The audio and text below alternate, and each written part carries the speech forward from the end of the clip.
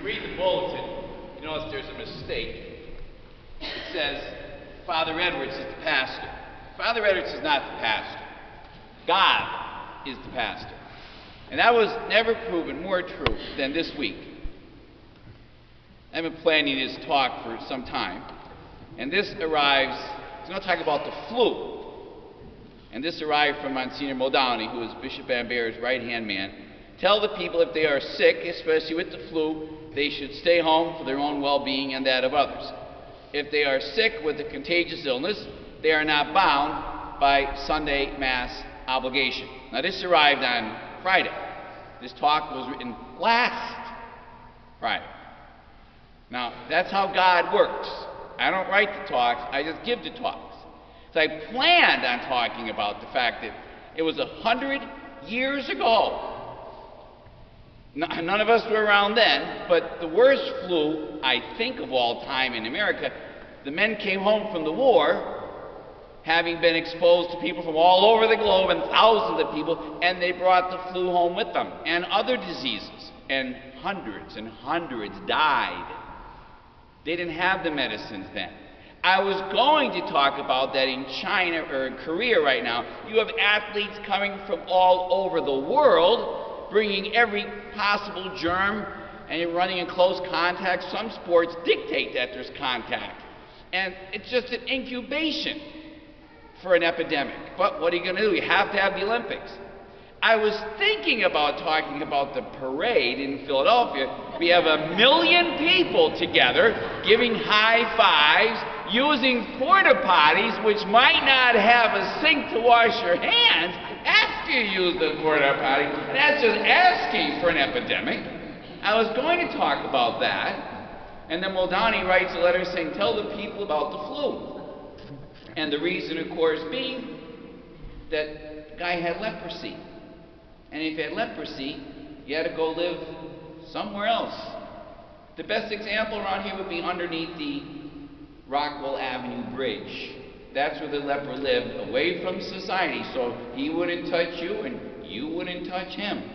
Tough way to live. You were dead, even though you were still alive. Just like the flu, stay away from me. And then he breaks the law. He breaks the law by leaving it to come and kneel in front of Jesus. I guess I would do the same thing. Desperate people do desperate things. He's disfigured. His face would be disgusting with sores and scabs. Ooh. And then Jesus breaks the law of common sense by touching the man. His disciples must be, oh, don't come near me, Jesus. What a story. And Monsignor Muldowney wrote the homily for me. Jesus did what he shouldn't do. The man did what he shouldn't do. But he got healed. Now, I know no lepers. But I know any number of women, even now, maybe this weekend, they're undergoing chemo, and they've lost their hair. For a man, that might be a sign of distinction. For a woman, it's a shame and an embarrassment. Some of you have been there. And I'm thinking, if I was her, I'd stay home.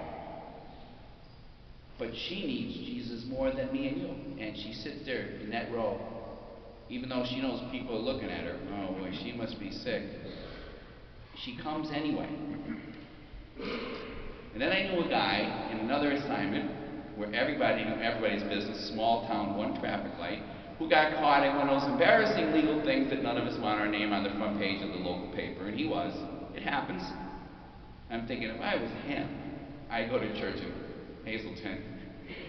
And there he is sitting in the usual row like he always sat, even though everybody's thinking, there he is. But he needed Jesus more than anybody. And we have a family. Come to the 11 o'clock Mass, you would know of whom I speak. The kid has serious emotional issues, and we have no cry room.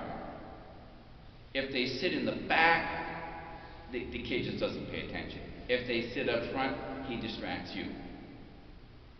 And I'm thinking, if I was her, I'd find a church that has a cry room. So they sit in the front row, right over there. because he needs Jesus more than me. And then on Wednesday, there'll be thousands of us. Thousands of us will come to church and get ashes on our. See, God knows exactly what he's doing. We'll get ashes on our forehead and go to work, or go to the game, go to school with this big thing on your forehead. It's the only time we ask you to do anything public all year.